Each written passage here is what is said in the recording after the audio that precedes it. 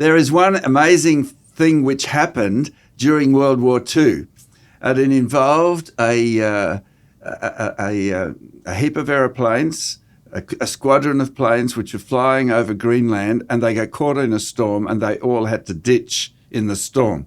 And so there were a number of fighter bombers, and there are a number of very large bombers which were caught, and they landed. Fortunately, the good news is that all the people involved were rescued and taken away, and there was no problem with that. But they left the planes there and just abandoned them. It was many years later that there's an airplane enthusiast who sort of buys and sells planes, and he's got an airplane museum. He came up with the idea, hey, wouldn't it be great to go and recover these planes which are just sitting on the top of the ice in Greenland, and we can get some amazing planes. So they went there to try to look for it. They went on this expedition, and they couldn't find them anywhere.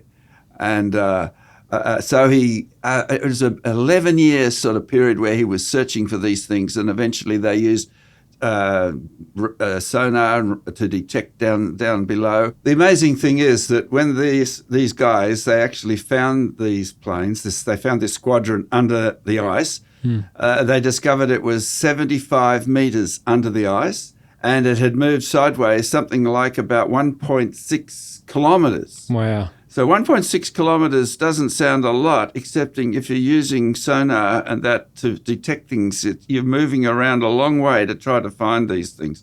So they found them, and then they decided how they're going to retrieve them, and they had quite an elaborate program of being able to use hot water to make a tunnel, to make a shaft going down into the ice. And one of the planes, one of the bombers, the fighter bombers had lost its wings, and they were able to recover that. They were able to recover the fighter and bring it to the surface. And then amazingly, they restored it, put it back together, and mostly with original parts. They had to make few extra parts to be able to get it together, restored the paint job and flew it, which was quite an amazing thing. And I think you can actually see some pictures of this thing flying when they did it. It was quite an amazing achievement. So what does that say, though, about you got all that ice above the plane? What does it say about the rate that ice can build up? Well, it's a huge build-up compared to what they imagined it was going to be. And the build-up indicates that if we're talking about a 3,000-metre ice core, a 3,000-metre ice core at that rate could build up in less than something like 2,000 years, less than 2,000 years. And so there's oodles of time to be able to fit that into a biblical timescale, even at the current, ice accumulation rates. But then remember that we've got the very rapid rates of accumulation at the beginning of the flood, the Noah's flood, and that's another story. Yeah. So we've got this evidence saying that the dates of like hundreds of thousands of years in the ice cores that they say, with the layers that they're using, especially in the lower 2,000 meters, isn't very reliable. And then we've got this example of the plane that's been, crashed and then covered in 75 meters of ice over about 50 years. It's all looking like, the ice core dating we have at the moment isn't the best way of looking at the evidence from a secular perspective.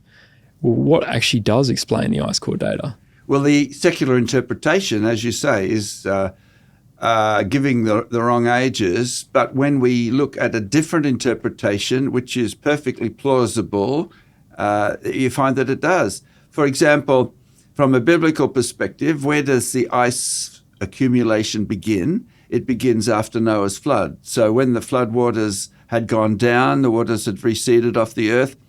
During the flood, there was a lot of volcanic activity, which the waters were warmer at that time, right at the end of the flood, than they are today.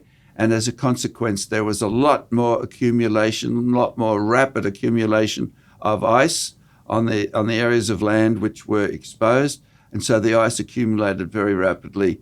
And so that's how we ended up with the ice cores. So the lower parts of the ice cores are what account for are the result of the rapid build-up during the beginning of the Ice Age, and the upper parts, which more or less fit what we see today, and that's where it fits within this uniformitarian philosophy. What we see today is what happened in the top 1,000 meters or so of the ice core.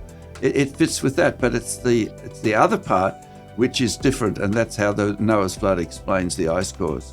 Yeah. So the evidence is looking like the creation perspective actually explains the ice cores a lot better than old ages. If you've enjoyed watching this, you're going to want to check out the Creation Answers book, packed with biblical answers to over 60 important questions about creation, evolution, and the Bible. And if you want to get a copy of the free ebook, follow the link in the description.